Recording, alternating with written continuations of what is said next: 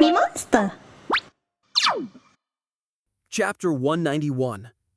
Perfectly cooked rice with corn sprinkled on top like snowflakes. A simple fried rice made only with rice and corn, cooked in a frying pan with corn oil. On the outside, it didn't look appetizing at all. That's what Rachel thought too. Still, she plunged her spoon into the rice and brought it to her mouth. Nom nom. She tended to chew slowly when she expected something to taste bad. Her jaw moved cautiously.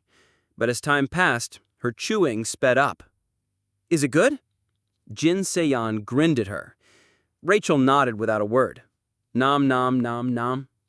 The precocious princess turned into a hungry hamster. The dish tasted more like pork than corn. This flavor! Kim Young-jin and the others reacted the same way. Although this restaurant had opened 4 days ago, they hadn't visited until now because they were suspicious. Now they finally understood why the community was filled with such excellent reviews. Does it taste bad, Nayun? Except for one person. Jin Se-yeon looked at Che Na-yeon, who was chewing mechanically as if she were eating rubber. Huh? No, it's good. Startled, Che Na-yeon put more food into her mouth and chewed faster.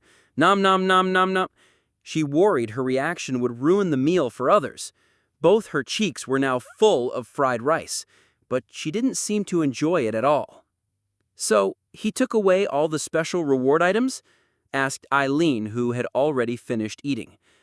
No, there are 5 special rewards, and a team could receive up to 3. The individual player took the maximum number. Oh, really? He must be really lucky. I'm envious. The lottery process was simple. A total of 100 tickets were placed in a virtual container. The number of tickets each party received depended on their contribution. For example, Essence of the Strait, which contributed 33%, received 33 tickets. Naturally, the unknown individual received 17. Right? But why did he help you? Or, wait, can we really call that helping? Excuse me, waiter. Yes, give me one more plate of this. Sure. She turned back to Kim Young-jin after placing her order. Kim Young-jin sighed. Actually, we recorded the footage of the castle attack. Eh? You got a video? Yeah, I ordered a subordinate to record a video to help prepare for the next castle attack. Without this mysterious player's help, the siege would have been very difficult, and we might have even failed. Oh, let me see. Show me the video. Their conversation caught the attention of many around them. All the nearby players, not just Eileen, showed interest. Here, you can see something flying from the sky and killing 10 magicians. Attack the magicians first! That's too difficult. There are too many guards surrounding them. The video started from the beginning, and Rachel and Che Na-yeon strained their eyes to concentrate. What are you guys doing? At that moment, Kim Soo-ho suddenly appeared. Oh, geez, you surprised me. When did you get here? Me? Just now. I'm here to eat. Che Na-yeon was startled, but soon pointed to the seat next to her. You too, sit down and watch this. She pointed to the hologram. What's this? A rancor. Rancor? Kim Soo-ho, already friends with Kim Young-jin, quickly focused on the video. The video was straightforward. 5 black streaks flew through the sky. For now, no one could tell whether they were arrows, spears, or some sort of magic. The attack, surrounded by fierce winds, clearly targeted the throats of 5 magicians. The magicians sensed the murder intent and cast defense magic, but the arrows broke through the barriers with ease and pierced the magicians to death. Only then did the observers realize the attacks were arrows. Oh. Hey! What happened next was even more surprising. The arrows that pierced the magicians suddenly changed course, shooting up and killing another 5 magicians. As a result, a total of 10 magicians died. Each magician gave 1.7% contribution, so 10 times that was 17%. They could see where the individual player's contribution came from. Ha ha! Now isn't that a mysterious and wonderful archery skill? Jin Se-yeon smiled. Even his arrows are black. He obviously designed them like that on purpose. How childish. Eileen, on the other hand, hid her astonishment and pretended to be indifferent. More than that, what are you going to do with the other castles? Eileen asked Kim Young-jin. Although it was proven that there is a way to reach the 6th floor without destroying all the castles, we decided to focus on conquering the 5th floor for now. Hello everyone, we are the Ordinary People Alliance. Suddenly, a loud voice filled the restaurant. Please contact us if you are an ordinary person and still not a member. They were members of the Ordinary People Alliance who had been crowding the streets recently. The group's leader and followers stormed in and sat around a big table. Hey, Divine Archer, what do you think of them? Eileen asked, glancing at the loud bunch. Well, they need a way out too. I think they're all right for now. Hey, what do you got? Suddenly, a hoarse voice called out. Because the voice stood out so much, it caught everyone's attention.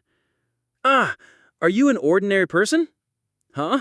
Well, I guess I am. A bald man with scars under his eyes that made him look like a criminal.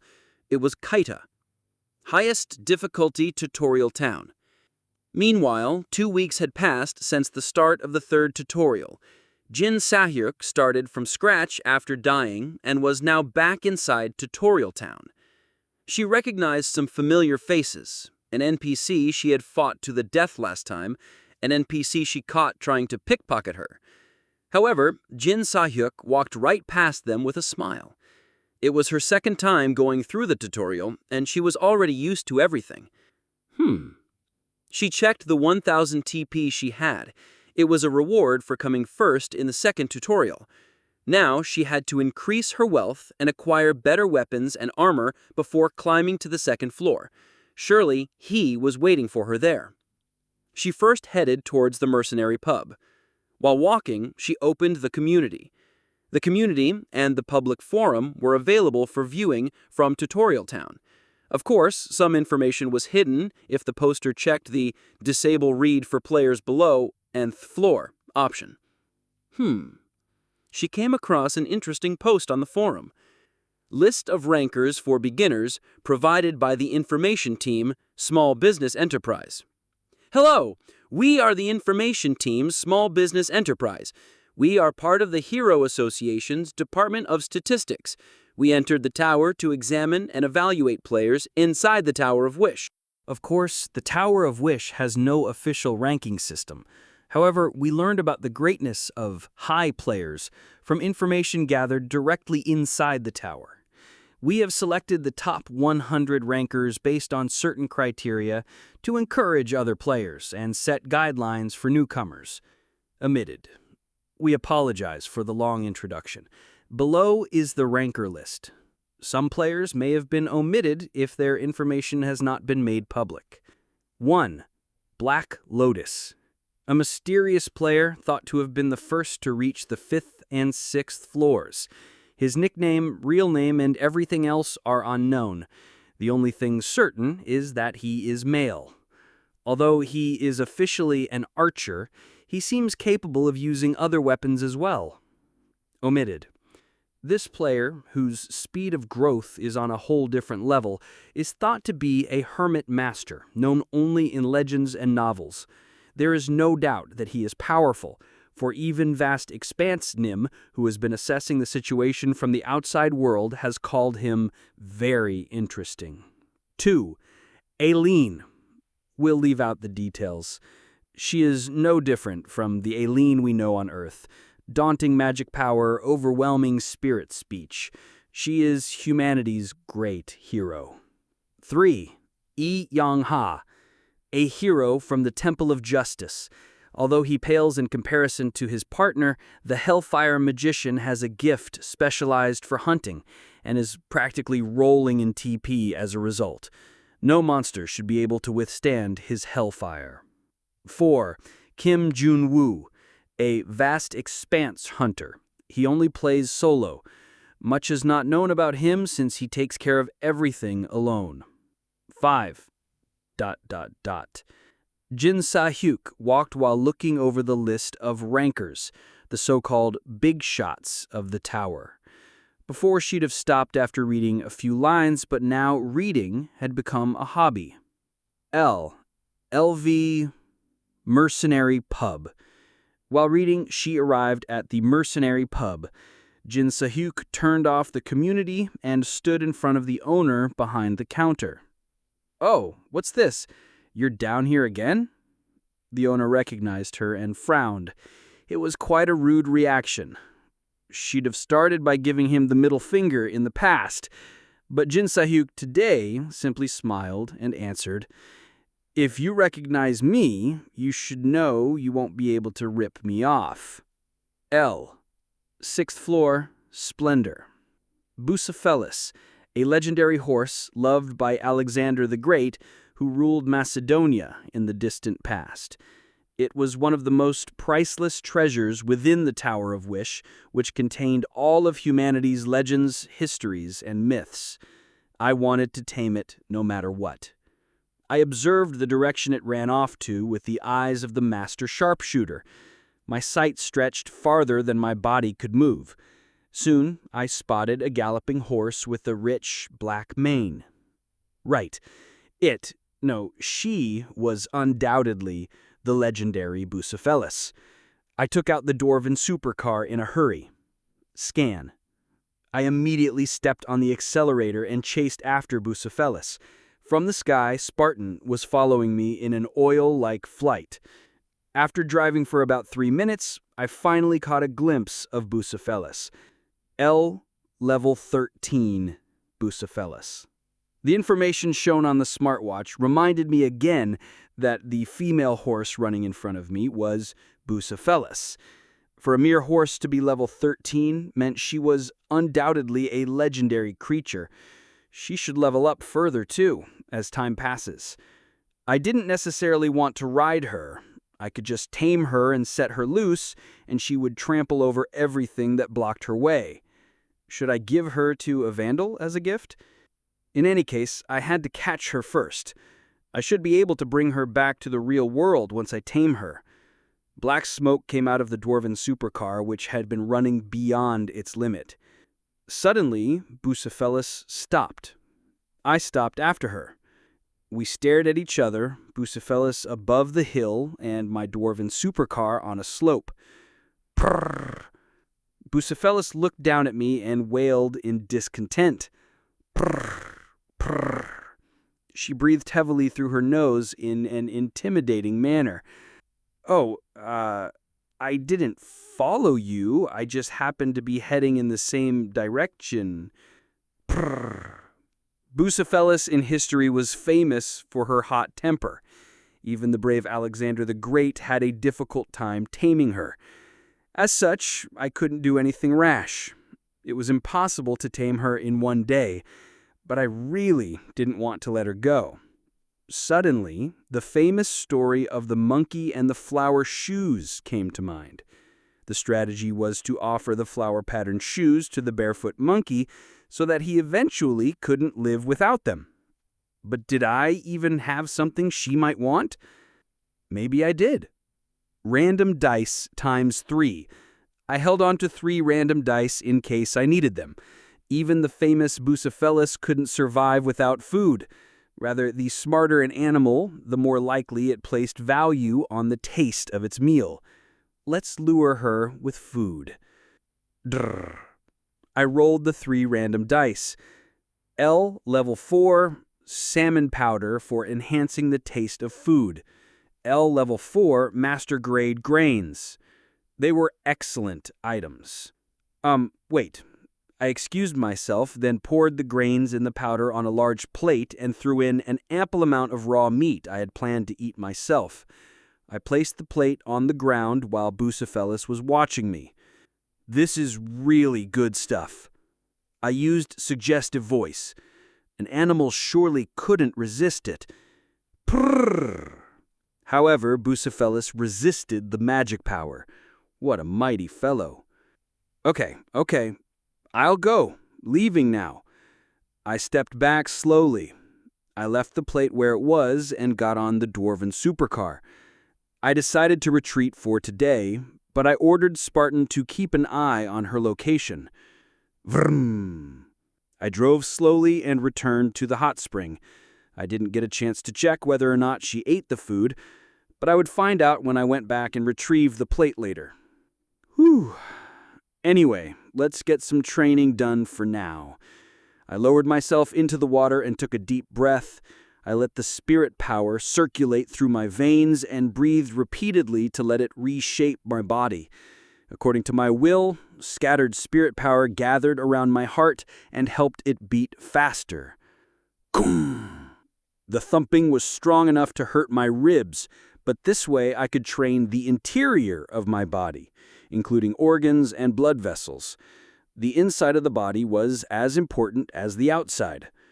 I was engrossed in training for about 30 minutes. Suddenly, a horde of system messages appeared before me. You've successfully conquered Castle Number 1. Your contribution rate is 17%. You receive 2,550 TP. You receive special rewards. Special skill book, level 1, Wind of the Spirit. Item, level 4, Purifying Wand.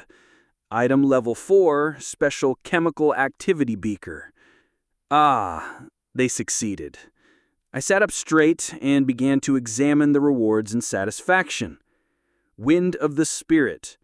This is a special skill that enables the user to vaporize their body for a short time. It's useful for escaping or sneaking up on an enemy, but there isn't much merit to it because it's a special skill.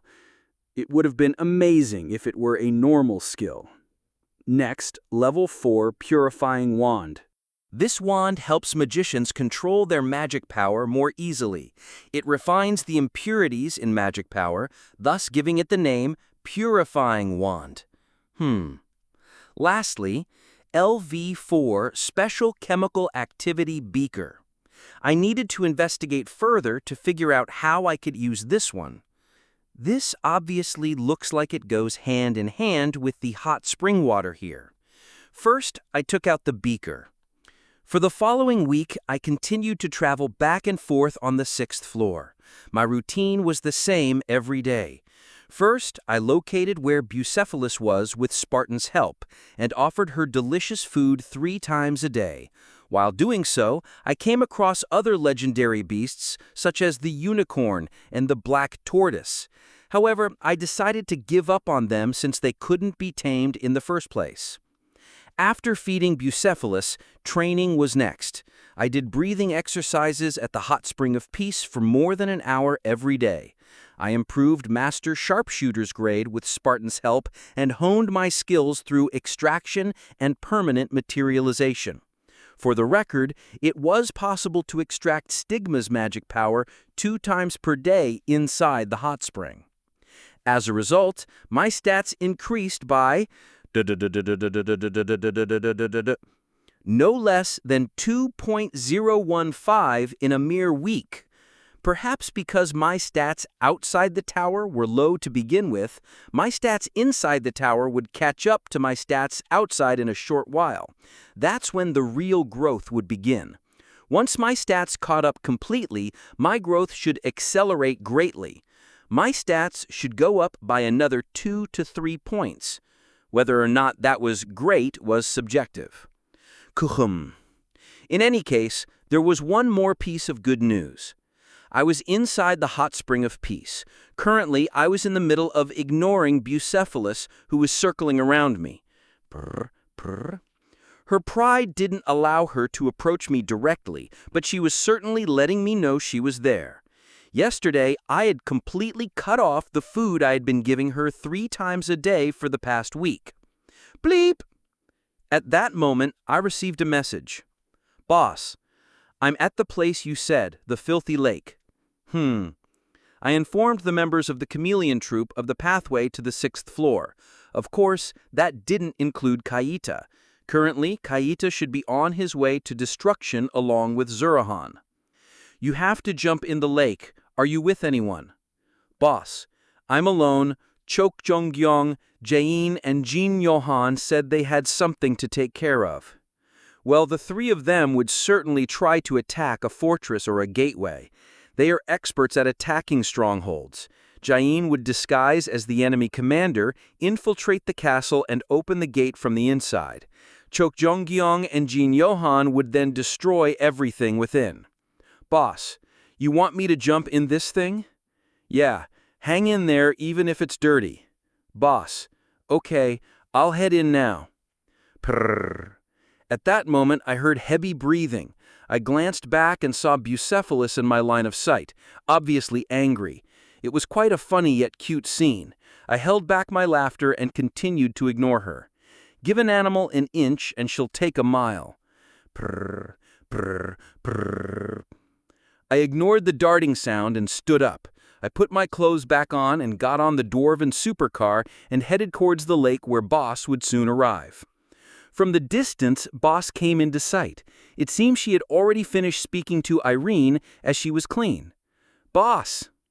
Boss noticed me. The way she put her hands up and waved her arm back and forth was pretty cute. Hajin, you came. Yeah. Boss, how many hours did you get? Me? I didn't have to wait for her answer. The number 595832 was floating above her head. 60 hours is pretty average. Is that so? But where do I find the tickets to the 7th floor? You can worry about that later. Here, you have to get some training done first. Your stats grow really fast on this floor. Really? Yeah. Hop on. I got on the dwarven supercar with Boss. I was about to start when Boss suddenly called me. Hajin. Yes? What is that? Boss pointed at Bucephalus, who was grooming her mane from afar. She did seem startled when I got on the dwarven supercar. She must have followed me all the way here. Must be a wild animal. I gave a small smile and continued to ignore her. Anyway, let's go to the hot spring. Sure. I don't know where, but what? Hot spring? We're going to a hot spring? Behind me, Boss's flustered voice echoed. Chapter 192. I was driving the dwarven supercar through the 6th floor splendor. A gentle wind blew past us. Colorful flowers bloomed everywhere, and the eyes of deer sparkled from the distant mountains. The scenery put my mind at ease. In this simple state of happiness, I couldn't help but reminisce. I didn't know why, but memories from a distant past flickered in my mind. In my teenage years, I felt invincible with my friends by my side. I studied hard for the college exam. Years passed, and I was in the military long before I had a chance to enjoy my life as an adult. After I was discharged, I started writing. But I was wrong. The support from my parents and the relationships I had built over 25 years were what made me who I was back then. I spent 25 years there and 5 years here. How would they have changed in 5 years? Was the world I lived in still the same world I knew? A strange anxiety rose from the depths of the beautiful scenery. Hajin. Suddenly, Boss called my name. Yes? Absorbed in thought, I answered her a little late. The weather was especially nice today on the 6th floor. I felt as if I was in the center of a glittering universe. Boss stayed quiet. The silence made me turn around, and I saw Boss glaring at me. What? Where did you say we're going? Huh? I said, the hot spring. Ah. I scratched my head. No wonder she misunderstood. My mind was completely occupied with the landscape, and I forgot to explain. I don't mean anything strange by it. The hot spring is used for training. There, your stats go up really fast. Geek! Suddenly, Spartan ascended and sat on Boss's shoulder. It was impressive how he caught up to the dwarven supercar at such a high speed. For training? Brrr! Spartan looked at Boss with twinkling eyes. He seemed to be having strange thoughts again. Yeah, my stats went up by 2 in a week. Really? It seemed Boss finally took interest.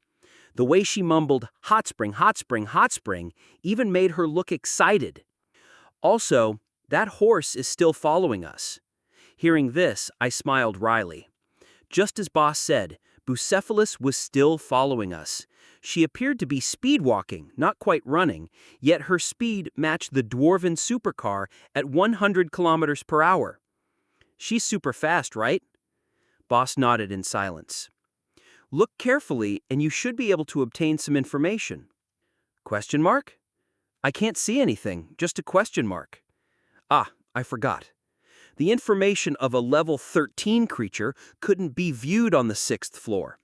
Players gained increased access to information the higher they climbed, and the highest level accessible on the 6th floor was level 10. The reason I could view Bucephalus' information was because of my smartwatch. Have you heard of Bucephalus? Bucephalus? Boss's eyes widened a little bit. It seemed she'd heard the name before. Of course. I see it in the novel I've been reading. I see. Anyway, that's her. How is that possible? Didn't that horse die a long time ago? Well, I don't know. It's just that anything's possible in the tower. We continued talking, and soon enough we arrived at the hot spring. White steam obscured the view of the water sparkling like diamonds, surrounded by rocks reminiscent of emeralds. We're here. Oh ho! The scenery was beautiful enough to impress Boss. Boss, who had been scrutinizing the hot spring, suddenly widened her eyes. She must have received the system notifications regarding the skill increase. Hajin? Should I go in just like this? Huh? I looked at Boss. She was still wearing her level 4 leather armor and robe, which both I had made for her. It's better to get undressed. Completely. What? Boss frowned at me. Well, we're like a family, so it's nothing. I'm joking. Boss, you know how to put up a barrier. I could sense her face turn grim, so I quickly took my words back. She didn't know how to take a joke. Barrier? Boss asked seriously. Yes, just get naked inside a barrier. The hot spring will be most effective that way. It'll help you train your magic power. Would you like to give it a go now? Okay. Boss walked into the hot spring, fully clothed. I stopped Spartan from trying to go after her. Bee! The bird was about to throw a tantrum when I managed to cover his beak.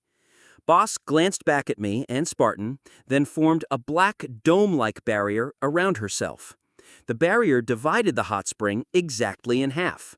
Half for me and the other half for Boss. I let go of Spartan since the barrier was already up. Spartan rushed toward the barrier as soon as I set him free. Hey, you can't go in anyway. Swoosh. To my surprise, Spartan penetrated the barrier with ease. What? I tapped on the barrier for a precaution. Tuk-tuk. It was firm enough to make knocking sounds. To enter Boss's barrier without losing a drop of blood. So this must be the power of a divine bird. Feeling somewhat envious of Spartan, I took off my clothes and entered the hot spring. Then I opened my inventory and went over what I had to do. Level 2 Consolidation Coupon. Level 3 Skill Consolidation Coupon. I got these last week as part of my reward for being the first to enter the 6th floor. Of the two, the Level 2 Consolidation Coupon obviously had to be used to upgrade the system. Chwack! I ripped the Consolidation Coupon in half, without hesitation. You used a Level 2 Consolidation Coupon. I'll apply it to the system. Consolidating Level 1 Extra 7 System. Level 1 Extra 7 System became Level 2 Extra 7 System. I raised my system to Level 1 last time. Now it became Level 2. Your waiting room increases in size and its efficacy improves. Your inventory level increases from Level 1 to Level 2. You now have access to a wider array of information. Community. I quickly glanced over a myriad of system windows. Now it was time to use the Level 3 Skill Consolidation Coupon. Let's see where my skills stand right now. Basic skill list, 3 out of 3. Level 4 Extraction and Permanent Materialization, 2 slots, Skill XP, 55%. Level 3 Synthesis, 1 slot, XP, 0. Extraction and permanent materialization could be upgraded through repeated training and was at level 4. However, synthesis was still at level 3 since it could only be upgraded with skill consolidation coupons. As such, it was obvious which skill I should use the skill consolidation coupon on. Synthesis increases to level 4. You can now apply the skill in a more diverse way. Just like that, synthesis was now level 4. The maximum level for a normal skill was 11. I was halfway there, so now I should be able to do what I've been wanting to do. Now then, let's take the hot spring of peace to my waiting room. I took out the reward I got from the castle attack, the level 4 special chemical activity beaker. Level 4 special chemical activity beaker. Level 4 property transformation. As soon as I filled the 1-liter beaker with water from the hot spring, property transformation activated. The water inside the beaker turned to a heavy liquid similar to mercury. Then I used the synthesis skill on the hot spring water. Synthesis also had the power of compression. The semi-solid water became compressed, making extra space in the beaker. From here, I just needed to repeat this process multiple times. I used the beaker and synthesis to gather and compress the water from the hot spring.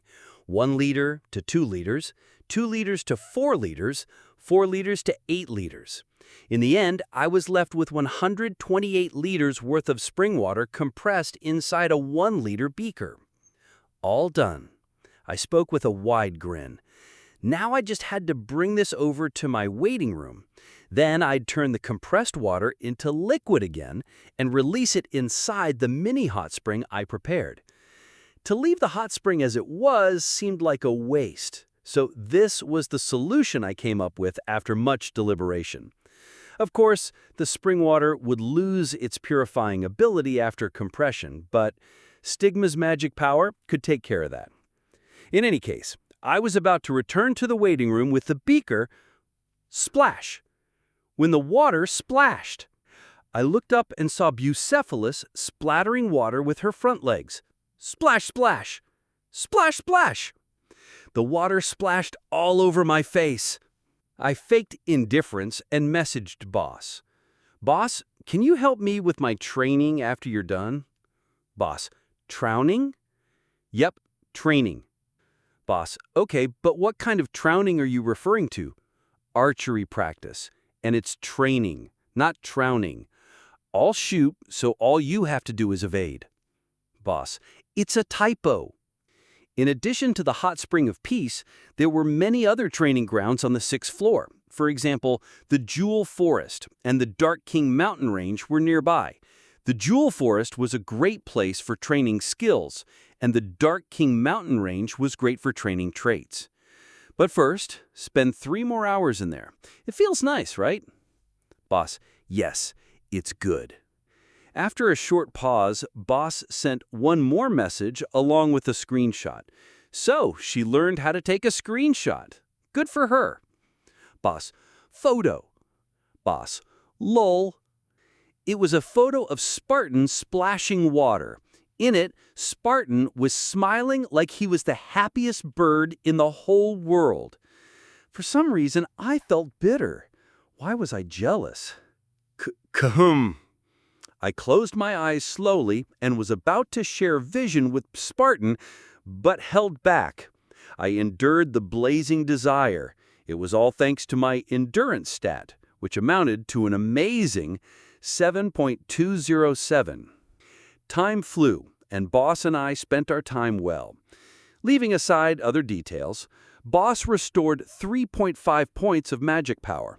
As for me, I raised my trait Master Sharpshooter to 57% grade 5, and Extraction and Permanent Materialization to level 5.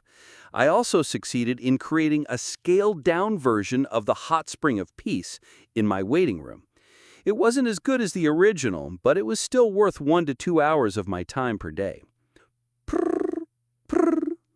Most importantly, after 4 additional days of playing hard to get, I finally tamed Bucephalus. Level 13 Bucephalus consents to becoming your pet. This relationship can break any time because Bucephalus's loyalty is weak. I was satisfied with the temporary master and servant relationship between us. I had enticed her by saying I'd give her good food every day if she became my pet. "Boss, can you recommend me a name?" And now, Boss only had about an hour left to spend. I asked Boss as I stroked Bucephalus's mane. "Can't you just call her Bucephalus?" "No, that stands out too much." "Kwangmyung. What do you think? Kim Kwangmyung in Korean style." Suddenly, my mind went blank. It was such a weird name that I had to doubt my hearing. Do you not like it?" Well, I suppose it's better than Spartan," I thought. "It's good, but she's a girl." "Oh, that's right, a girl. Then, how about Sonnery?"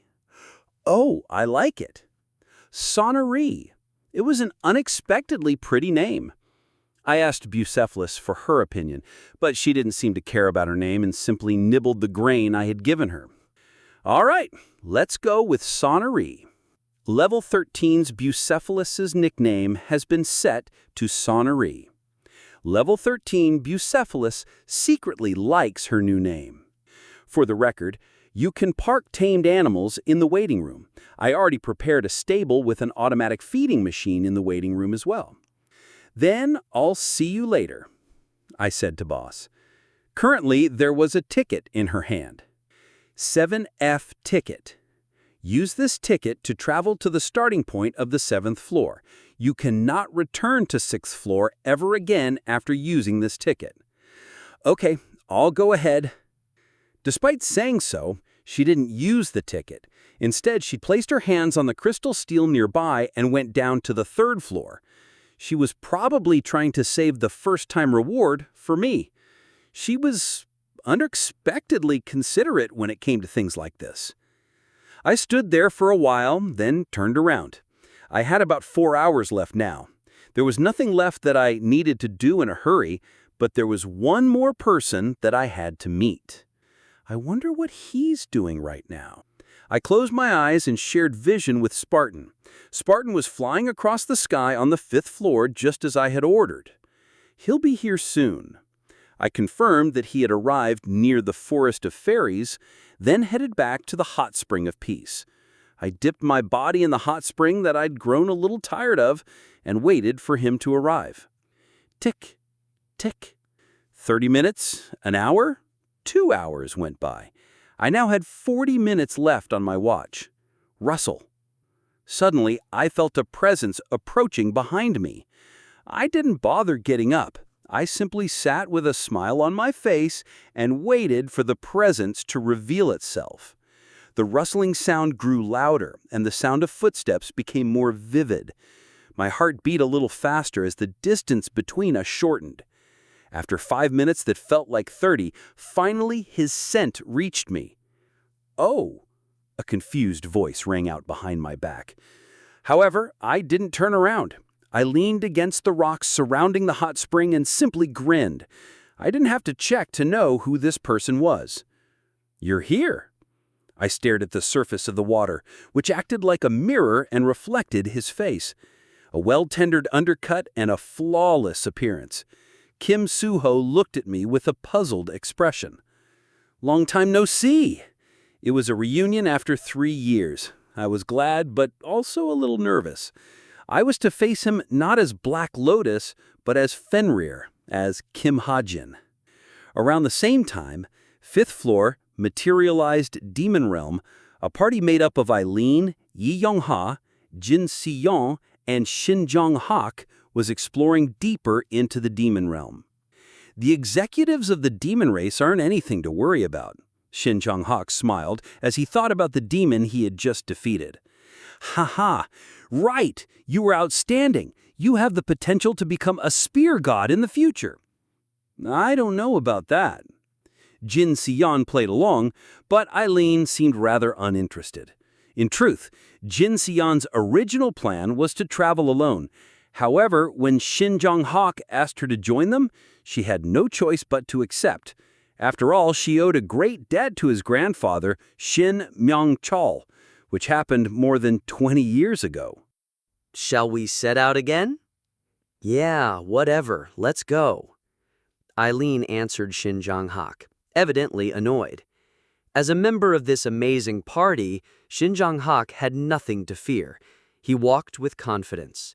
The monsters that appeared from time to time were no match for them.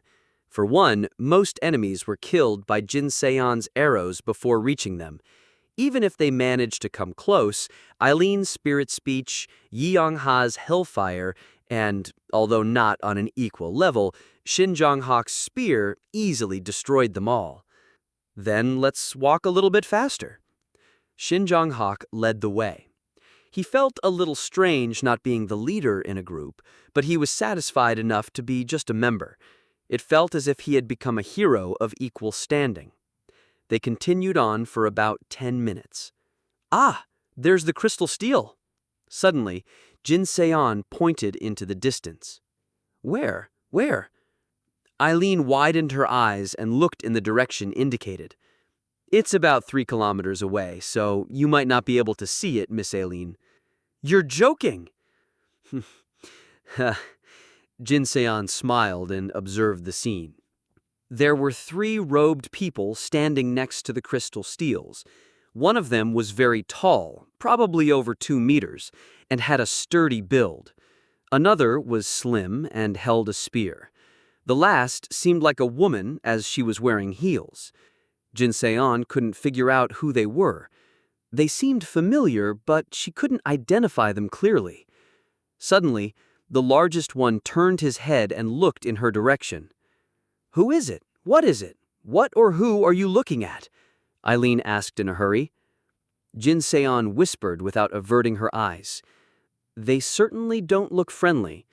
We might have to confront them to use the crystal steel. Yeah? Then let's confront them. As expected, Eileen continued forward without a hint of hesitation. Yes, let's go. Yi Yong-ha, Shin Jong-hak, and Jin Seon followed her. Chapter 193. A lonely castle stood on a cliff near the Mediterranean Sea. For 100 years, it belonged to no one, until a wealthy man bought it as his vacation home a year ago. Its exterior preserved the style of the Middle Ages, but inside it was completely empty. In a room without a single piece of furniture, a conference was taking place. There was some resistance, but we achieved our goal, the secretary in a neat suit reported, bowing. That's good, replied a low, solid voice. You did well. In the deepest part of the old castle sat an elderly man on a single throne. His name was Che Ju-chul, also known as Chang Do, the owner of Daehyun, a man of great influence in South Korea and head of the prestigious Che family. Che Ju-chul filled the empty room with nothing but his presence and pressure. However, we are still unable to identify them. They are too human-like to be considered jinns, but much too violent to be considered humans. Today, the secretary's report was unusually long. Something existed that was neither jinn, monster, nor human. Something stronger than jinns, with intelligence equal to humans. Che Ju-chul listened with his eyes closed and gripped the cane beside his throne. Strange beings. Kum. Che Ju-chul's cane struck the floor. Instantly, a shockwave pulsed out, and the magic power in the air trembled, shaking the entire castle. The association exists to deal with such things. Just leave it to them. Understood, the secretary replied respectfully. There is also another matter that requires the chairman's attention. A strange hologram appeared. Che Ju-chul's face changed faintly, light flickering in his sharp, frowning eyes. Black Lotus. It was a symbol he already knew. It meant the children who had scattered long ago had resumed their activities. It also signaled the return of a pet he had once abandoned. However, Che Ju-chul felt nothing. His heartbeat was as slow as ever, his skin as cold as ice. We're currently contacting guilds and information agencies to gather information about him. Che-Ju-Chul extended his hand silently, and the secretary placed a stack of documents in his hand. The first page is our top choice, Truth Agency. Che-Ju-Chul recognized the name. Truth Agency was known for its swiftness and accuracy, quietly becoming a giant in its field through detailed reports. Of course, as members of the Violet Banquet were generally selfish, the public didn't know about this agency. We planned to request this agency first, and even sent them a message, but they've recently entered a hiatus. We believe they are expanding their business and network of informants. Che-Ju-Chul flipped through the documents, then tossed the stack aside. Don't concern yourselves with it. There was no need to investigate further. If they remembered their past, they wouldn't dare bite him. Even an abandoned dog remembered its master. Che-Ju-Chul was about to end the conference when a trivial curiosity struck him. How is my granddaughter doing? Young Lady Nayun is doing well inside the tower. She is expected to enter the top 100 ranking soon. That's enough. You can leave now. Understood. At his words, the secretary vanished like smoke. In the huge empty castle, the old man slowly closed his eyes. Suddenly, he remembered the past when he still faintly had emotions. The rookies who called themselves the Chameleon Troupe and dared to offer him a deal. The children, drunk on unstable power, who tried to grab his sleeve. Unfortunately, the memory was too old to recall clearly. Sssss. At that moment, the small lamp lighting the room flickered off. Thick darkness descended over the castle. In the darkness, Che-Ju-Chul opened his eyes. They glowed with immeasurable deep magic power. The leaves swayed in the wind. Hot water bubbled up from the ground. Gentle sunshine engulfed everything. The footsteps of wild animals filled the quiet mountain. I waited for Kim Suho to speak in the midst of this peaceful scenery. Kim Hajin? Finally, Kim Suho called my name. I grinned and turned around. Hey, is that really you? I bet it is. Stop spacing out and come in. I don't have much time left. Above Kim Suho said was the number 216, 16 hours more than me. I guess we were both equally courteous to the system. Kim Suho must have received more time because his alignment was righteousness. As for me, I imagined my alignment was neutral, perfect for a side character. Kim Suho approached without a word, stopping in front of the hot spring and awkwardly scratching his neck. Come in. At my words, Kim Suho finally stepped into the water. You're going to keep your clothes on? Oh, right. He moved to the opposite side and took off his clothes behind the bushes. I couldn't see him, but I heard the sound of his clothes hitting the ground. It was, how should I put it? Quite unpleasant. After placing his heavy leather armor and other garments on the ground, Kim Suho entered the hot spring. We were finally face to face. Splash, splash. Dazzled by the sparkling water, Kim Suho splashed it a few times before asking, Where are we? 6th floor, the hot spring of peace. The system should have told you that already. It did, but...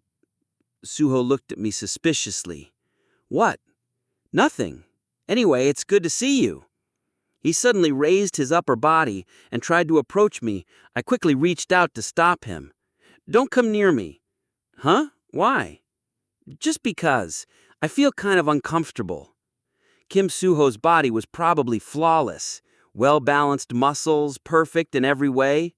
I wasn't bad myself, but I didn't want to compare. Okay, sure. He sat back down. I started the conversation.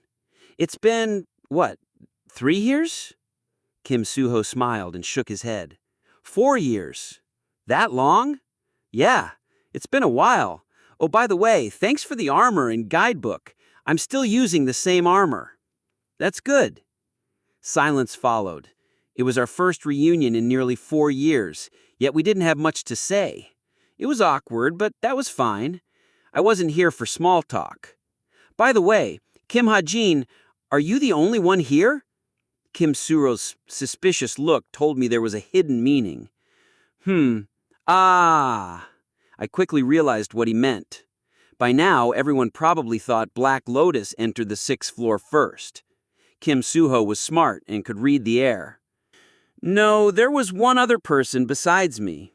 It was true. Kim Suho's eyes widened. Then, Kim Hajin, you saw. Saw who? Black Lotus. The way he spoke was boyish, enjoying the challenge of a stronger opponent, a classic protagonist trait.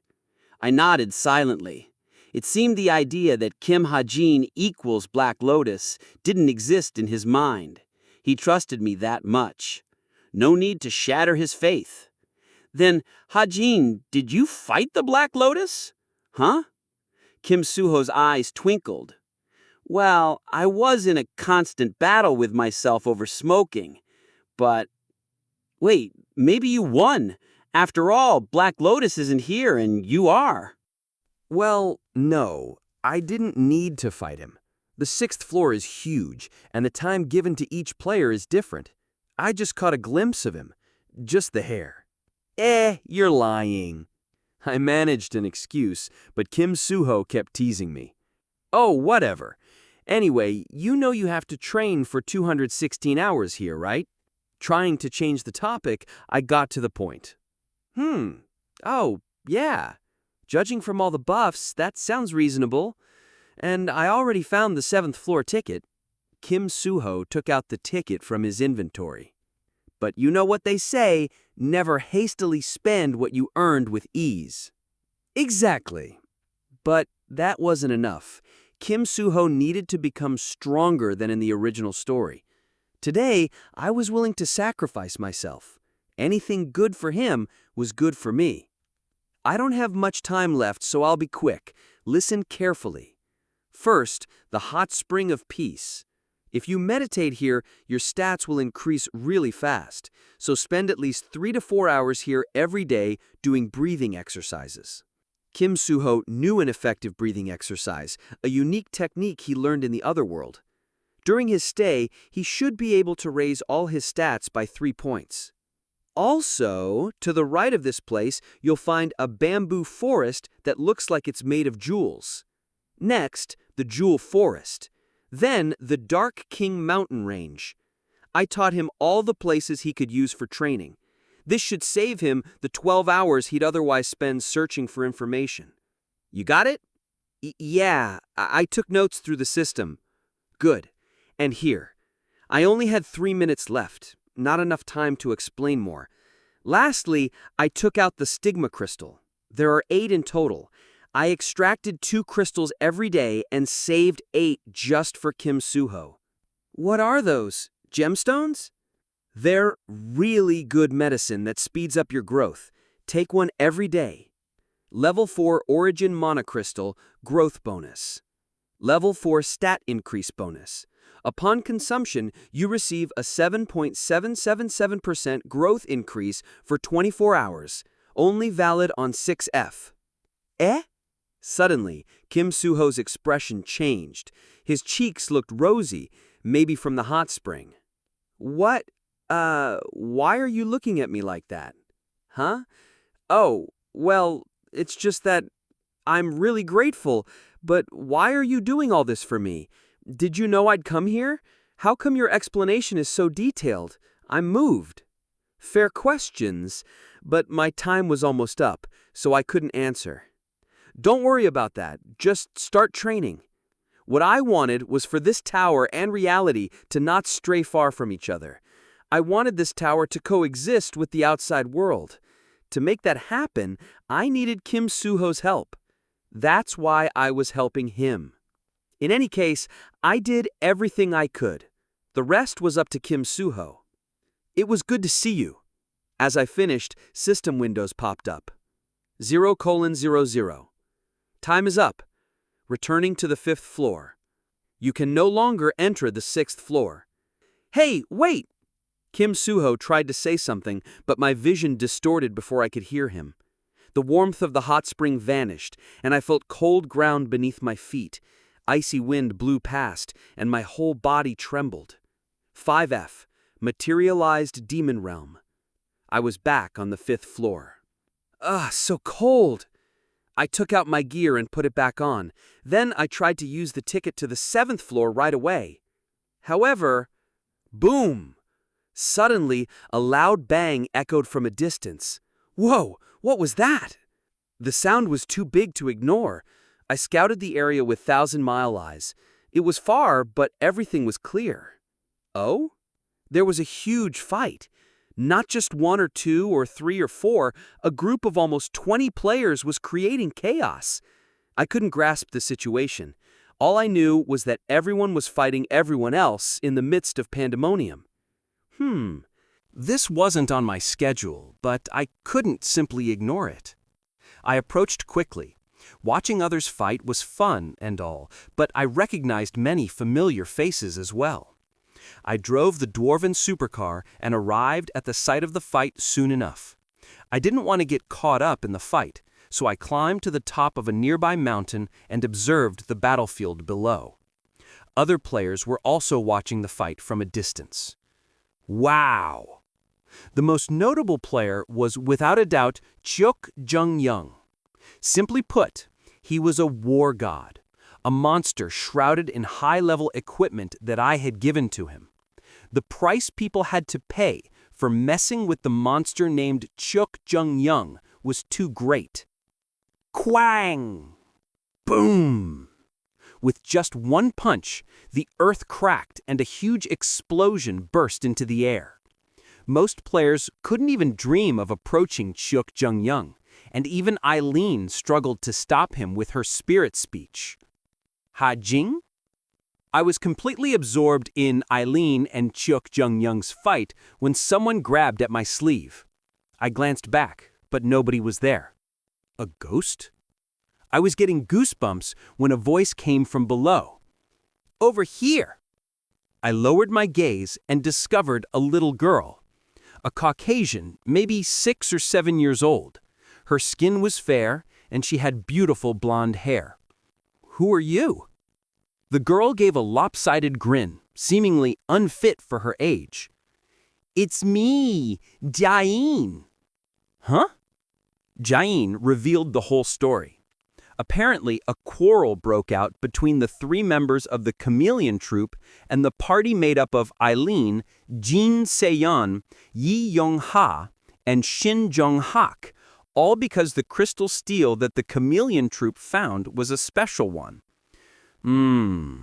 So it doesn't work as a checkpoint, but gives out quests instead. A quest-giving crystal steel. Rewards from quests were quite decent, so fights often broke out over quest-giving crystal steels on the 5th floor. Guest?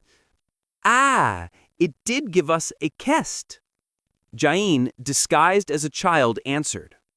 What was it about? Protecting the crystal steel for 3 hours.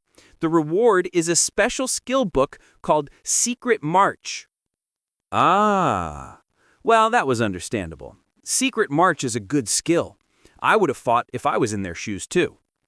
Anyways, the aggressive fight between the Chameleon Troupe and Eileen's party over the quest captured the attention of many players. Of course, most players wouldn't dare to intervene, but a few djinns, blinded by the reward, didn't keep away. Evil Society's Kim Hak-pyo, Satan's servants Kim Oh-sung, and other famous djinns and their followers had bravely jumped into the fight. So what about you, Hajin? I ran away. I didn't want to fight. The way the young Hajin spoke was quite amusing. Her way of talking was the same, but her pronunciation was funny and her voice was high-pitched. By the way, is that what you looked like as a child? Ah, yeah. Doesn't a child stand out more? That's true, but people hesitate before attacking me in this state. And when they do, it's the end for them, because I'll kill them first. Such harsh words didn't suit her cute appearance. Anyways, I formed a bow with Aether. A black bow, quite refined in design. People might even mistake it for a peak-grade artifact.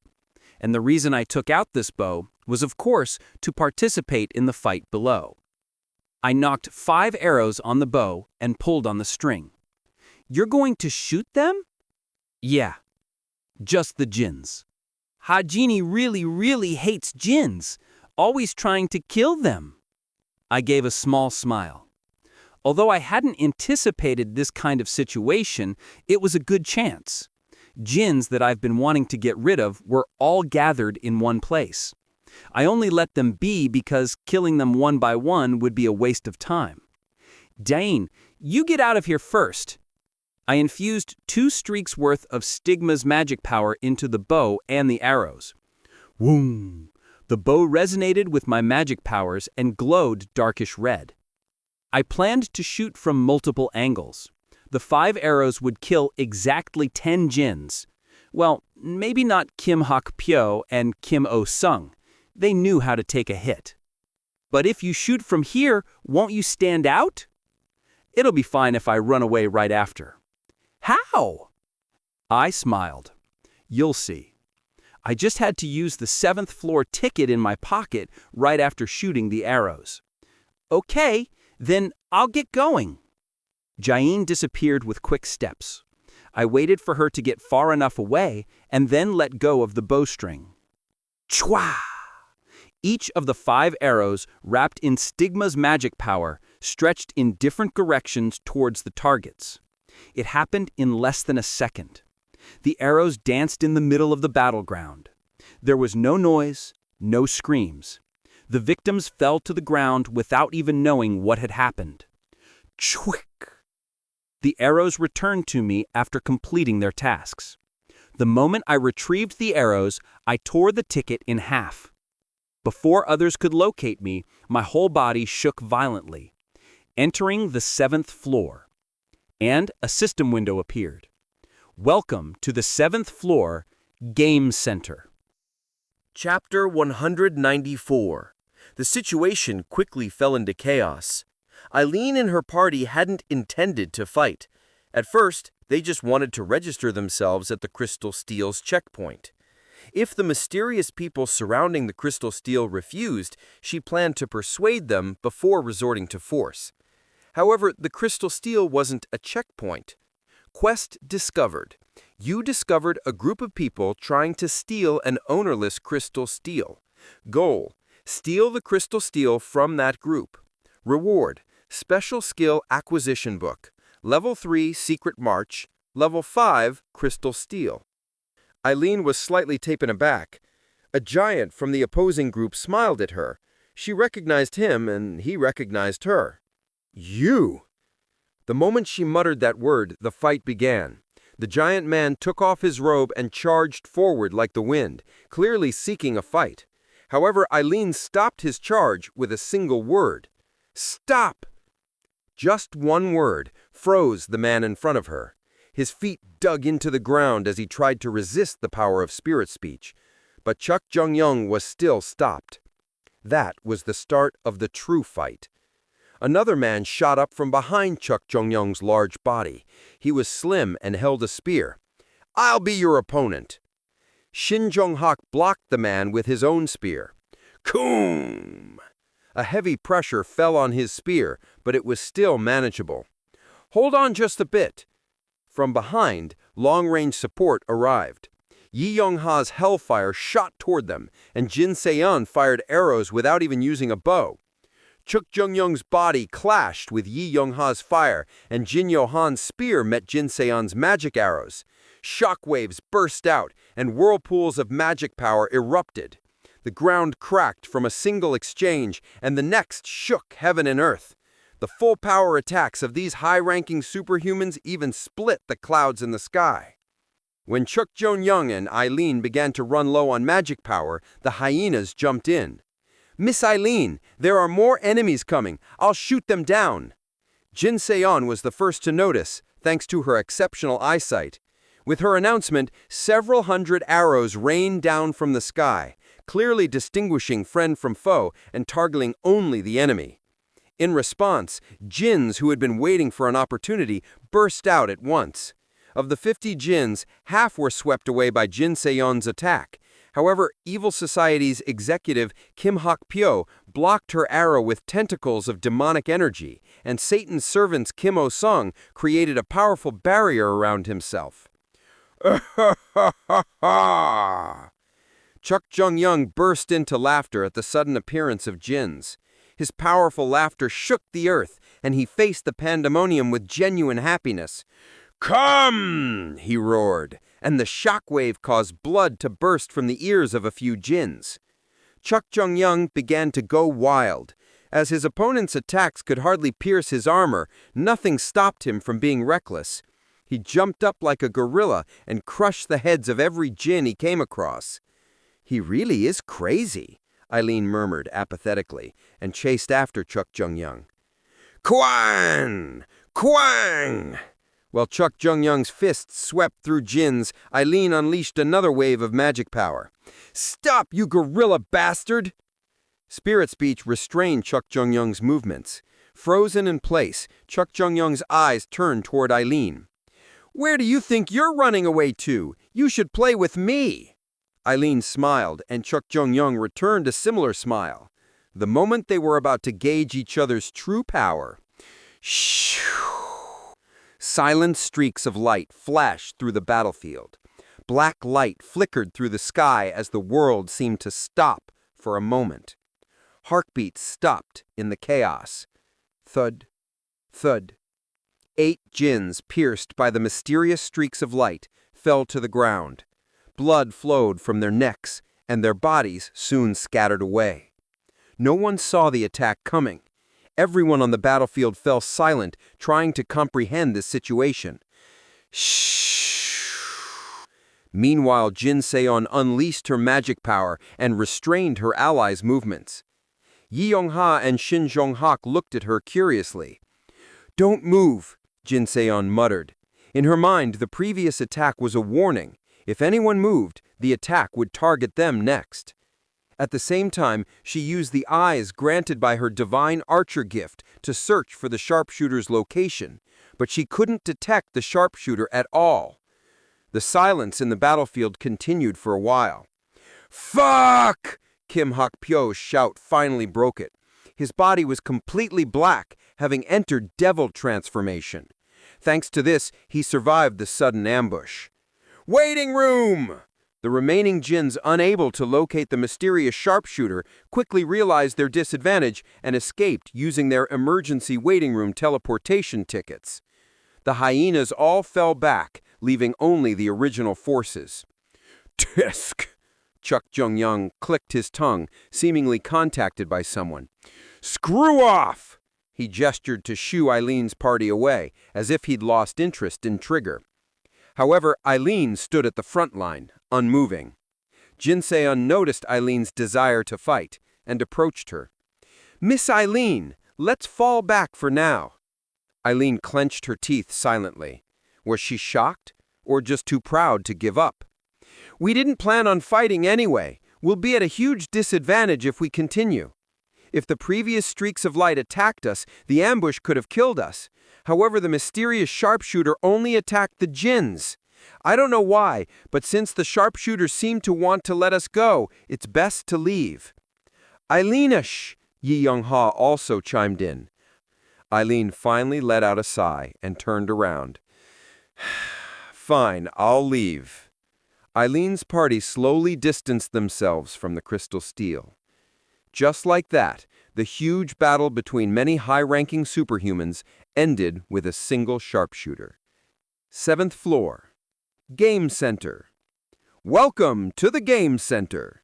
As you are the first player to enter the 7th floor, you receive the Special Skill Acquisition Book, Level 4, Algorithm.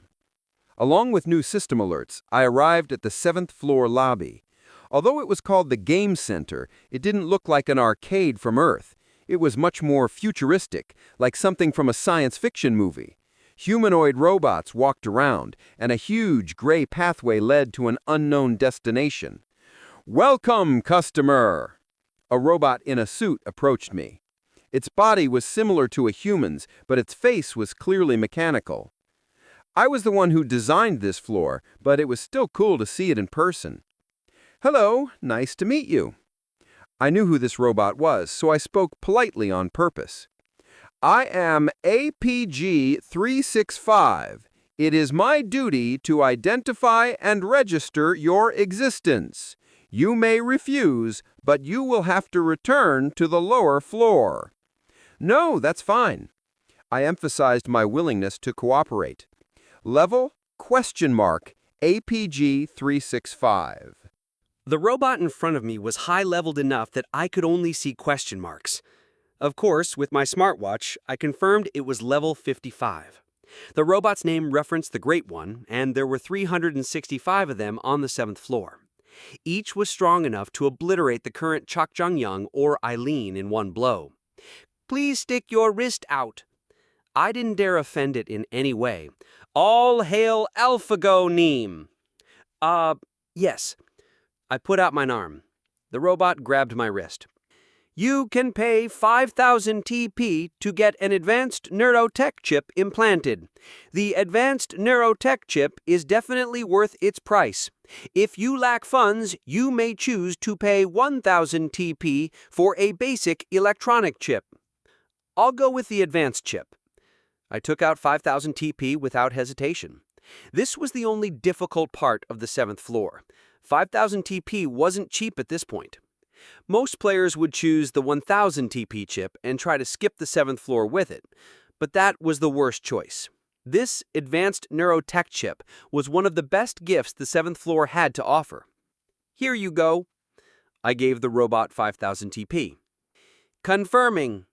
A beam of light shot from the robot's eyes and scanned the TP. After confirming the bills weren't fake, it collected the money and jammed a chip into my wrist. A sharp pain instantly traveled through my arm and shook my spine. Gawk! "This chip is linked to your nerves. Causing any sort of trouble on this floor will have you restrained." "Got it." That hurt. I slowly stretched my sore arm and stared at the system alerts.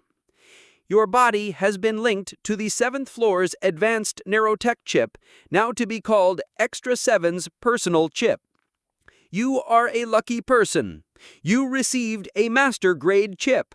Your strength and speed increase by 0.5 points. The Extra 7's personal chip is being analyzed for unique effects. You receive battle sense support from your chip.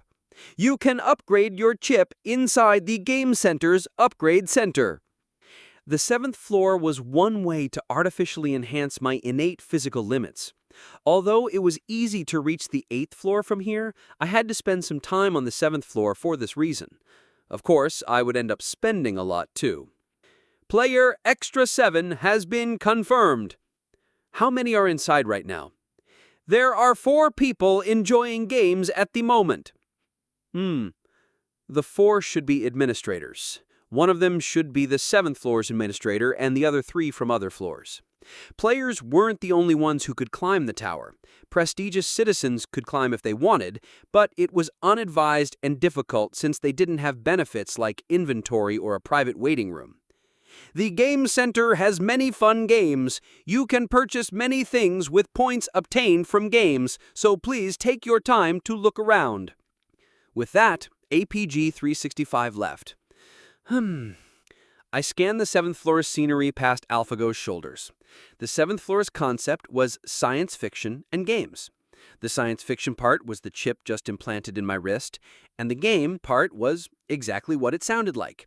Fighting games, RPGs, FPS, and MOBA games all could be found here. At that moment, a system alert popped up. 53 kinds of games exist on the 7th floor. Players may receive special rewards depending on their records they set on different games. The special rewards will be given out once 1,000 players enter the 7th floor. First, I headed towards the section specializing in virtual reality games. Wing, wing. Meanwhile, my smartwatch continued to vibrate. You obtain 7 SP. You obtain 6 SP. It seems the arrows I just fired caused a bit of a commotion. In any case, I followed a sign reading Virtual Reality Games and arrived at an arcade. Rows of virtual reality capsules lined a huge room. Virtual Reality Capsule. There are 27 games stored in this capsule.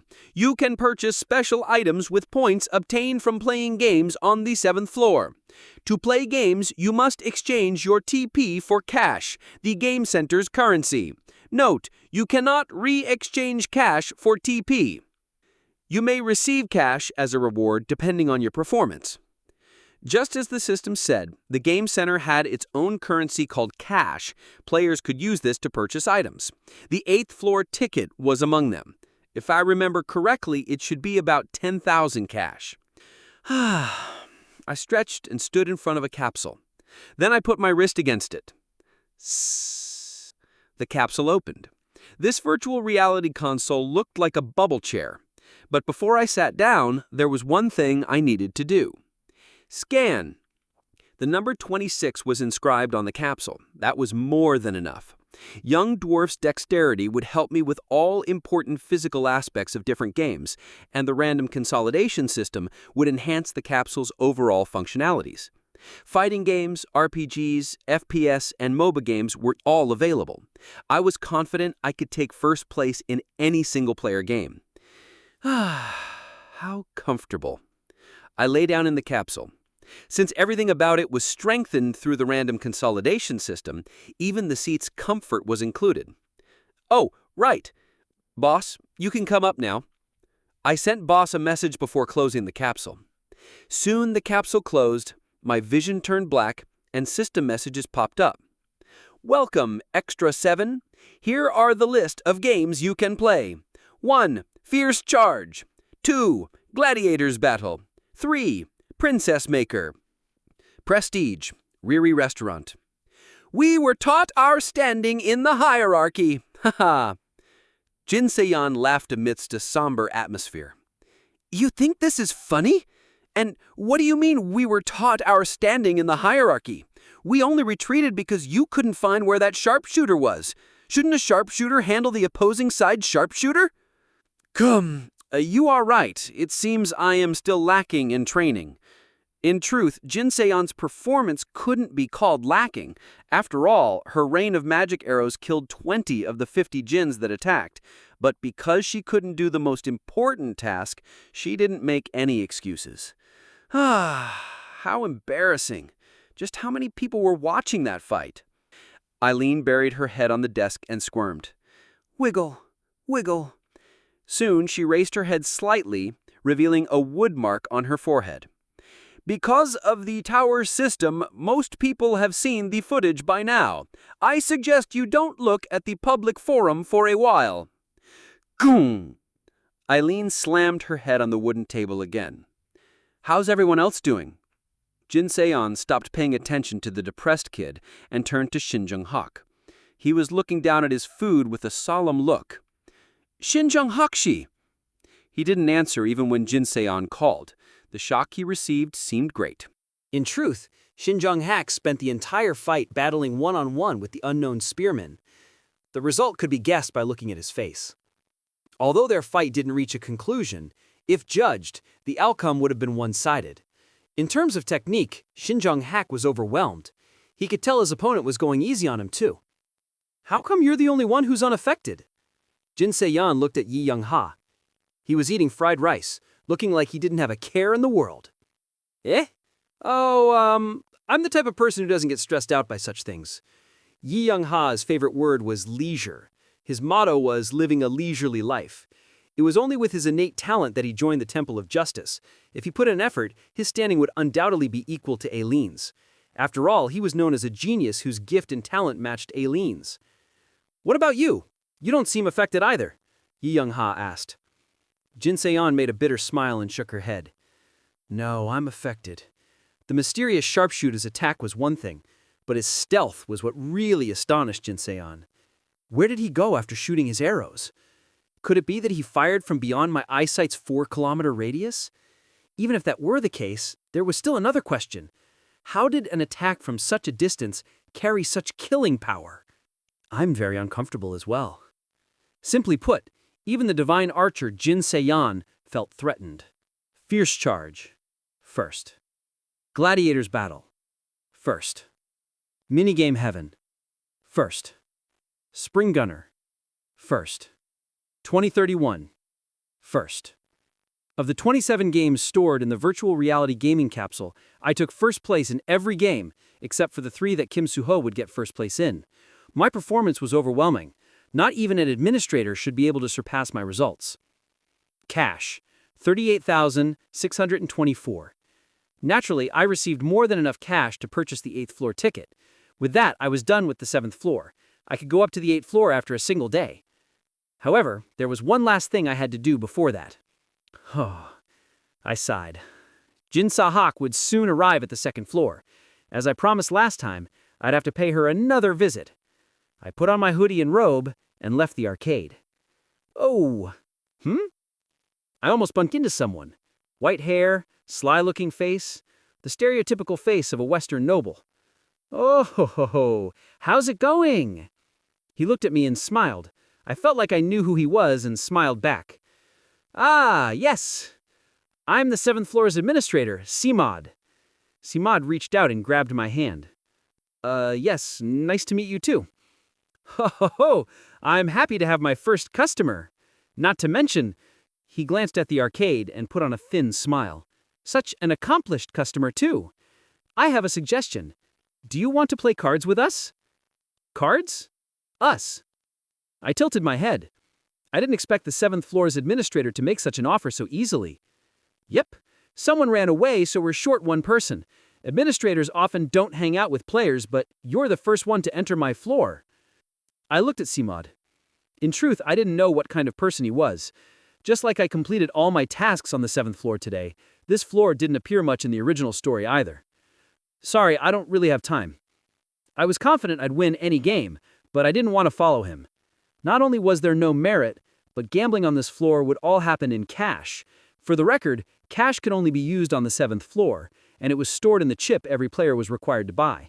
Although TP could be exchanged for cash, the other way wasn't true.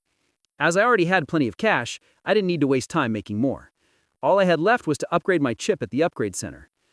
We'll be gambling with TP. Your pocket seems to be full, so I'll join. Now the story is different. Oh ho ho! What a bold young man! Great! Follow me! I followed Simad without hesitation. The only thing on my mind was how much I could get out of them without angering them too much. Walking past a lobby guarded by several robots, we arrived at a VIP room adorned with gold. Open! The door opened at Simad's command. I'm back. I found someone so we can play for a bit longer. Huh? Who did you bring? I told you I'm not going to play with robots. I brought a player, not a robot. What? Are you mad? I'm completely sane. He's quite rich, and we can always go easy on him. We're playing for fun anyway, right? Simad glanced at me as he explained himself. I walked up and stood next to him. Then I looked inside the VIP room. Eh? A short exclamation of surprise escaped my mouth. At the center of the huge room was a gambling table. One of the 2 administrators sitting around the table was... Oh! The 3rd floor's administrator, Medea. Chapter 195. Floor administrators were beings summoned using the immense magic power condensed in the tower. Some, like Medea, Irene, and Heimdall, were mythical heroes, while others, such as Luke and Simad, were my original creations. Mythical hero or not, they were far from perfect. They had their own obsessions and desires, possessing self-consciousness far greater than any human. This was precisely why they sometimes helped or hindered players climbing the tower. At any rate, TP was an important asset to the administrators as well. Raise. Medea threw an additional 5,000 TP on the table. Call. I put down 5,000 TP as well. Medea rested her chin on her hand, keeping a poker face. Surprisingly, we were evenly matched in the beginning. I didn't get anything better than 2 pair, and often had the worse hand. I panicked a little, thinking the administrators were scheming against me together. But economies of scale and the law of large numbers finally played their part. Over time, as the number of rounds increased, I gained the upper hand. And this was the result. My opponents were Simod, the 7th floor administrator, Cadmus, the 5th floor administrator, and Medea, the 3rd floor administrator. Half of the money they had on the table was now in my possession, and the last two standing were Medea and me. "How much did you win from me?" Medea asked casually. After 2 hours of playing, I had won quite a sum of TP from her, totaling at least 100,000. That was the reason Medea had abandoned her formalities and started addressing me more casually. "Oh, I don't know, maybe 130,000? 140,000? Medea silently bit her lip. Then she threw a golden bill worth 10,000 TP on the table. "Will you continue?" I smiled at Medea. "Yes, of course." I had no idea what kind of cards Medea had. In fact, I didn't even know the proper amount to bet, and generally had no clue how poker worked. Still, the only way I could lose at this point was if she cheated through card forgery. However, the cards we were using were made with great magic. Even I couldn't see through them with my gift. Medea couldn't possibly forge cards like these. Well, perhaps she could, but the magic power needed to do something of that level would surely be noticeable. "Really? You must have a nice hand." I put forward 10,000 TP in silence. Currently, the money on the table was 148,000 TP. The bet was large enough that even Medea couldn't casually glance over it, yet she added another 30,000 TP on top of that. "You calling?" I finally started getting anxious. Or not. There was really no reason. I pretended to think long and hard, scratching the tabletop with my fingernails to fake nervousness. Then, with a sigh, I took out all the TP I had in my inventory. "I only have 23,000 TP left." I took off the robe that Medea had been eyeing for a while. "Will this work?" A small smile spread across Medea's face, but she buried it quickly and then nodded hesitantly. "Yeah, sure, that's okay." It was now time for us to reveal our hands. Although I was a little nervous, I was confident that I wouldn't lose. The best Medea could have was probably a 4 of a kind. "Please, go first." "Pfft, sure." Medea opened her hand with a smile. 4 aces, as expected. It was a 4 of a kind made up of aces. I deliberately put on a shocked expression. I widened my eyes and shivered, my gaze fixated on her cards. In truth, it wasn't acting, but a natural physiological reaction, to think that all this TP belonged to me now. "Well then, I'll take them now." Medea's lips curved into a smile. She put both her arms on the table and wrapped them around the 200,000 TP. She started raking in the money and the robe when, squeeze! I grabbed her. "What? Are you crazy?" Oh, a bummer." I spoke in a trembling voice to the frowning Medea. "Oh, I won." I showed my hand. Medea's body stiffened instantly.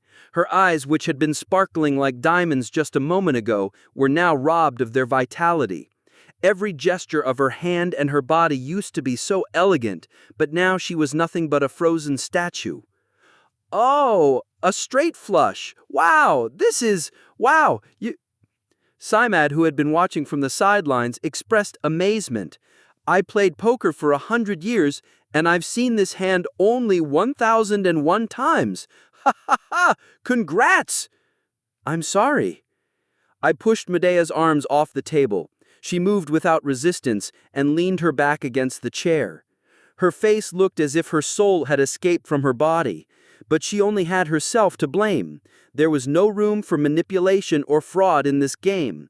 Medea probably knew better than anyone else that magic or a trick could never deceive them. The game was played fair and square with only luck and skill as assets.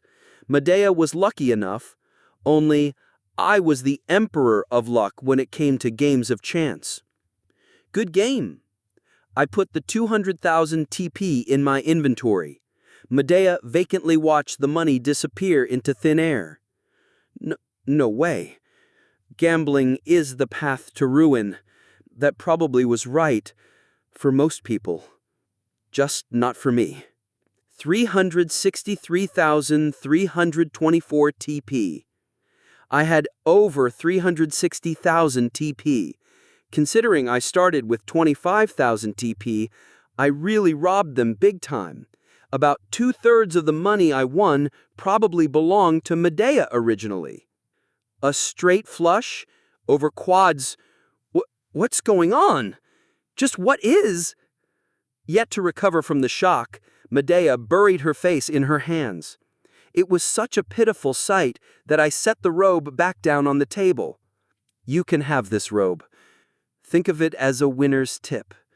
But I didn't bother saying the last part out loud. After all, nothing good would come from provoking an administrator too much. I got out of the gambling house and stood in front of a sign in the corner of the 7th floor with the words Upgrade Center written on it. Now that I had the money, I was going to spend every last bit of it on enhancements. Welcome to the Advanced Neurotech Chip Upgrade Center. A robot that looked similar to APG, but with a more mechanical style of clothing, welcomed me.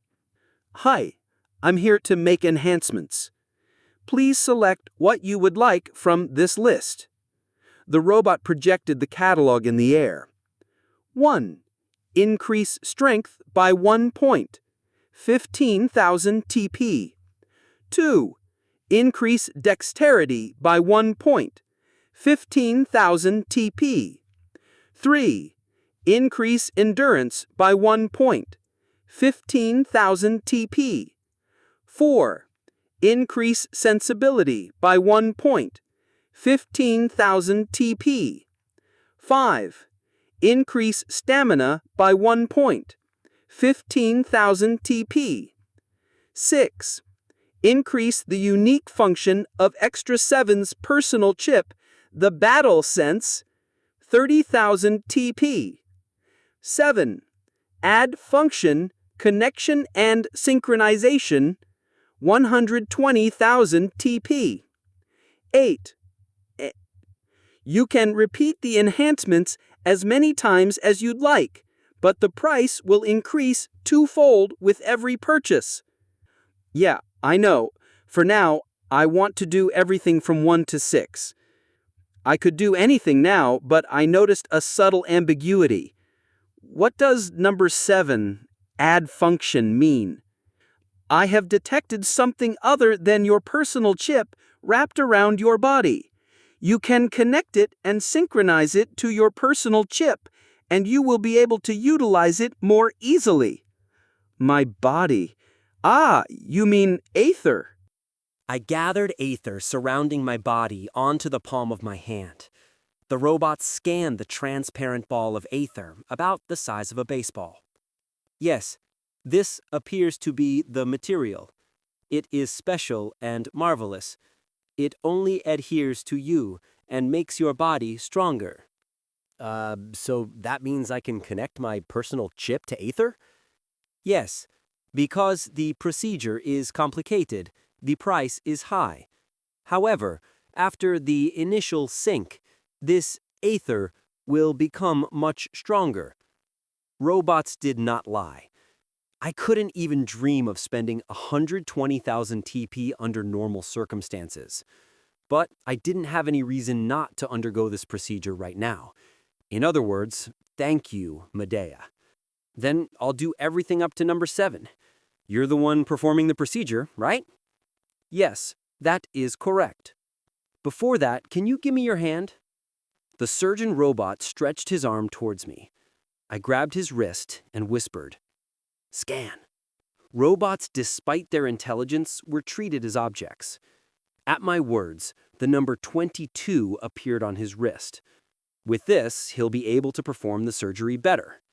Here, 225,000 TP. After that, I paid 225,000 TP in cash. The surgeon robot checked them for counterfeit and then opened the door which led to the operating room.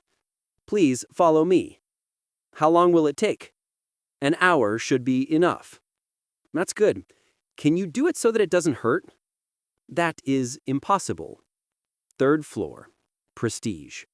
The English Royal Court's hideout was home to a total of 23 guild members. The hideout was already at level 4. It even had an office for the vice leader now, all thanks to Rachel, whose reputation as an elementalist was growing day by day. Inside the hideout, the dignified vice leader was browsing the public forum. Anyone see Black Lotus on the 5th floor? I did. Too bad I didn't have a recorder on me. How was it? I couldn't see clearly. He shot arrows, instantly killing the djinns, then everyone stopped moving. He was like, "I'm here to finish the war." Why didn't they move, though? To evade any arrows that might come their way. Have you never fought before? Seriously, though, isn't this Lotus or whatever basically on the same level as the 9 stars in reality? It doesn't make any sense otherwise. Probably as strong as the Immortal, I'd say. But isn't Chai Chuchul stronger than the 9 stars? Here's my verdict as someone who's seen the battle. Chai Chuchul wins in close combat, and Lotus wins in long-range combat. Is Chai Chuchul or Lotus your friend? Who are you to judge them? Has anyone been to Eret recently? Is there a bounty on Black Lotus? What bounty? He hasn't committed any crime yet, and even if there was, who the hell is going to kill him? They'd be dead long before they even get to see his face. What can you do even if there was a bounty? Black Lotus is going to come and find you now after reading this. Rachel had just returned from a castle attack, but everyone was only talking about Black Lotus. Rachel put on a sullen expression and pursed her lips in a pout. After scrolling through the forum a bit, Rachel checked to make sure there was no one nearby and searched for her own name. Search Rachel Elementalist. How did the castle attack turn out this time? Heard there was an Elementalist. Elementalist must be super effective in castle attacks for the top guild to be letting that lousy English Royal Court guild keep participating. However, it just made her feel worse. If you're gonna compliment me, just do that, but don't talk bad about my guild. She regretted looking herself up. Afterwards, Rachel pulled up the Guild Alliance group chat. Guild Alliance, 25 out of 25. This was a chat room consisting only of the leaders and executives of each guild. There was a new announcement. Before we capture the 5th castle, there will be 2 to 3 days of rest. Everyone can return to Earth or do what they want in the tower. Weapon Master, Essence of the Strait, will leave behind 7 members and return to Earth. Young Fly, Desolate Moon will leave behind 6 members. The purpose of this announcement was to prompt everyone to take a break together. If some took a rest while others worked, then the ones taking a break were likely to feel left behind. To prevent this, everyone would rest at the same time. Rachel agreed readily. It was about time she went back to England anyway. Ding! Suddenly, she received a message. It was from Extra 7. He finally replied back to the message she sent 2 days ago. 36 hours. A reply in 36 hours. Rachel narrowed her eyes and stared at the message. Extra 7. Oh, rest days? Yeah, I read about it on the public forum. There was even an announcement. I plan on heading out then too. The Guild Alliance was actively encouraging participation in the rest days. They even asked the individual rankers for cooperation. You worked hard up until now, and it's about time you take a break, is what they wanted to say. Where are you now, Hajin si? As she sent the message, she sulkily thought to herself, will the reply take about 48 hours this time? Extra 7. Me? I'm on the 4th floor. I'm just grinding away because there's something I need to make. But to her surprise, the reply returned quickly. She rubbed the back of her neck awkwardly and wrote her message in a more light-hearted tone. Aha! Then come see me in England. There's a festival on Clancy Island around this time of the year. Extra 7. Okay. You said things were going well in England. Yes, Please give me a call when you arrive. I'll send someone to pick you up." Then, a minute passed. 5 minutes. 10 minutes. As expected, the reply stopped shortly after that. She had already gotten used to it. Something probably came up, or maybe she ran into somebody. Rachel turns the messenger off and opened the auction house. What? Immediately, something caught her eye. Level 4 black suit. J, green order. Rachel didn't know this, but the real name of this suit was Level 4 Black Messiah's horrible suit. Kim Hajin had been using it for a while, and he put it on the auction house to switch to a better piece of gear. The moment she laid her eyes on the suit, she gave an involuntary exclamation. The design was beautiful. It was cool and efficient and had great effects as well. Rachel swallowed her saliva and slowly moved her finger towards the bid button. The next morning, the third tutorial had ended, and players had arrived on the second floor. Jin Sahyuk was hiding herself thoroughly. She put on a robe she bought in Tutorial Town and even applied stealth oil all over her body. She even had that skill she got from the black ticket, so survival shouldn't be too difficult.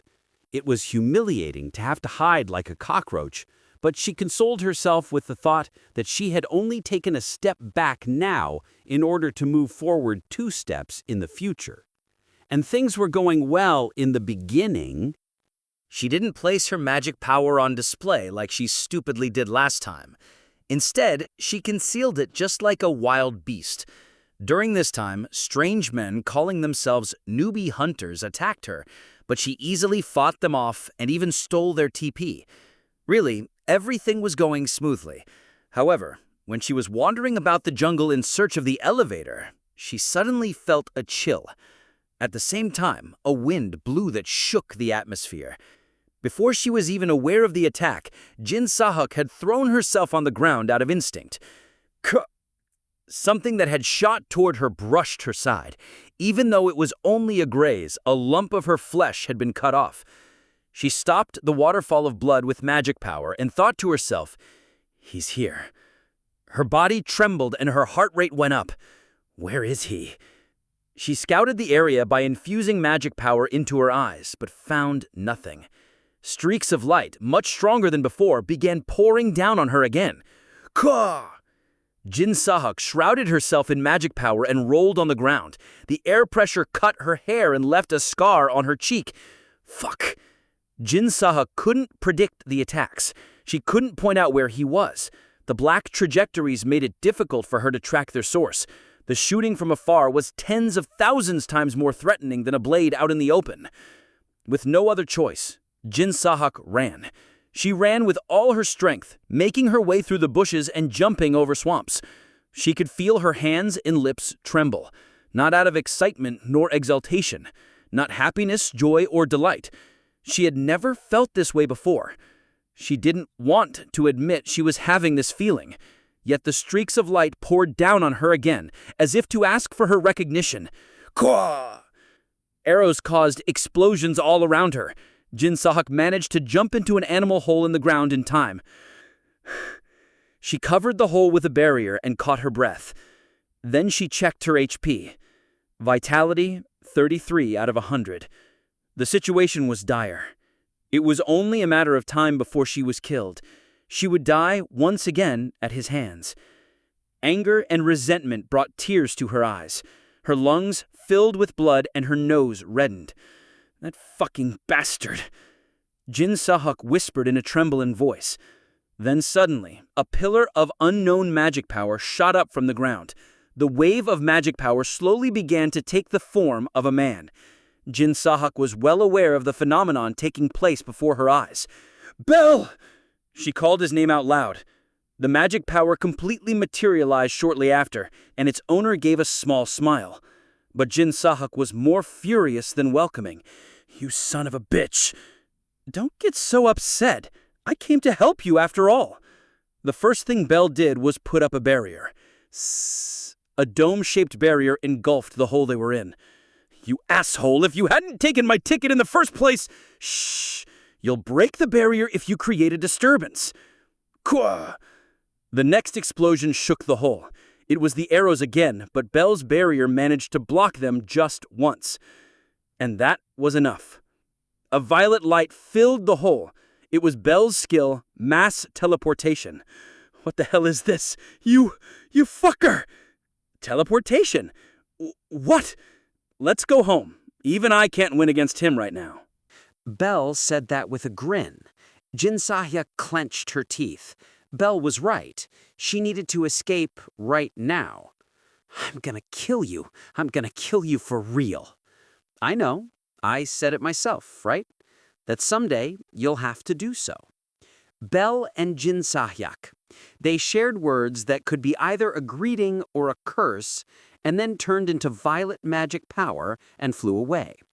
About 3 kilometers away, atop a tall Zelkova tree, a man tilted his head.